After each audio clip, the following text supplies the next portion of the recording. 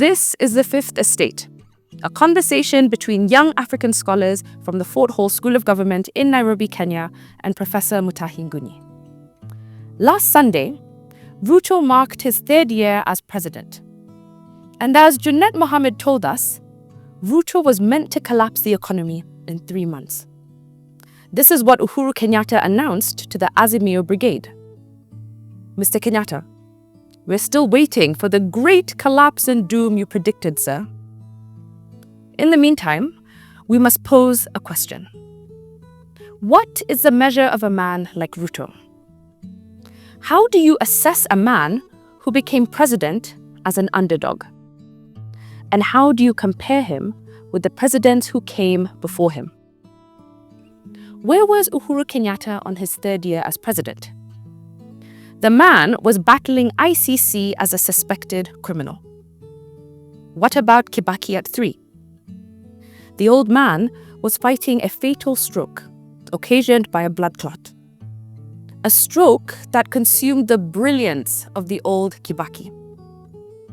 As for Mzee Moi, he had the 1982 coup, just 3 years after he took over. And what about Jomo at 3? He was fighting the massive Odinga rebellion that led to the little general election of 1966. But this Ruto is favored by God. And for the record, God is not on Ruto's side. It must be that Ruto is on God's side. Take it or leave it. What is the measure of a man like Ruto? How do we measure his achievements at 3? We will summon the evidence, and the verdict will be yours. We want you to debate the numbers. Mzee Kibaki is known for the roads he built. In 10 years, Kibaki built 2,000 kilometers of tarmac roads, and the country went gaga. They had never seen this kind of miracle. Then, Uhuru Kenyatta came to office. He built 10,000 kilometers of roads in 10 years. We must admit that this was spectacular. Bravo, Uhuru. But not so fast. Of the 10,000 kilometers of roads that Uhuru built, 2,000 kilometers were in his villages of Mount Kenya. Almost every village in the mountain is connected by a tarmac road. Against this standard, what is the measure of a man like Ruto? What has he done? The haters will say, 0. But here is the ground truth. According to the Government Delivery Unit, GDU, Ruto has built 4,600 kilometers of roads in only 3 years. Fact. This means that in 3 years, Ruto has built a road network that is twice what Kibaki built in 10 years. And if Uhuru built 10,000 kilometers of roads, this statistic means that Ruto is likely to do 15,000 kilometers in 10 years. But where are these roads? And the answer is simple. They are not in central Kenya. Now we will provide more evidence. We want it interrogated by the Mulembe Nation, and then they will enter verdicts. Did you know that the economy of the Mulembe Nation is worth 1.5 trillion shillings? That it is actually bigger than the economies of some banana republics in Africa? And did you know that close to 80% of sugar consumed in Kenya is from the Mulembe Nation?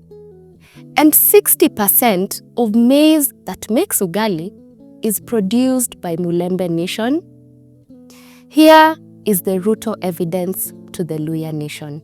Evidence you must interrogate and enter verdict on. Did you know that Luyas have grown sugarcane for the last 120 years? Fact. And did you know that this industry was deliberately destroyed so that we can import sugar from Brazil and other countries? Fact. But when Ruto said, "Mambo ni matatu," and threatened cartels with Mbinguni, things changed. Today, all the sugar factories are up and running. Cane production has gone up by 76%. Sugar imports have fallen by 45%. Payment to farmers that took 6 months has now gone down to 14 days. And so we ask, is this good or is it good? One more point. Since 60% of maize is produced by the Mulembe Nation, Kenya is about to harvest the highest yield in the history of maize. How will the Luyas judge Ruto if this is his path? Here are the numbers for maize and for the Luyas who invented ugali. At the end of this year, we will produce enough maize to last us for 2 years.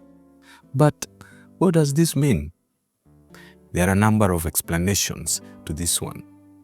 Number one, instead of eating 1 plate of ugali, Luyas will have produced enough maize to eat 2 plates of ugali every meal. And they can pass the ugali love to the rest of the country at 2 plates instead of 1. 2. Since we will have produced enough maize to last us until 2027, Mulembe farmers can decide to close down their farms for 1 year, marry a second wife, have children, and afford to feed them with porridge, ugali, and murenda without working. And this is the evidence of the maize miracle we have summoned. But the verdict is yours. Now we turn to Kikuyus, whose DNA is that of complaining. If Jomo paid them 50 cents for a kilogram of coffee, dhumuni. Moi paid them 2 shillings and 50 cents per kg. Kibaki paid them 32 shillings and Uhuru paid them 78 shillings. Ruto is paying them 120 shillings per kilogram of coffee. But there is more fact. Ruto has set a guaranteed minimum price for coffee. Each farmer is guaranteed Kenyan shillings 80 per kilogram from government. This is more than what Uhuru paid. And the question is this: how do you judge such good intentions? The verdict is yours.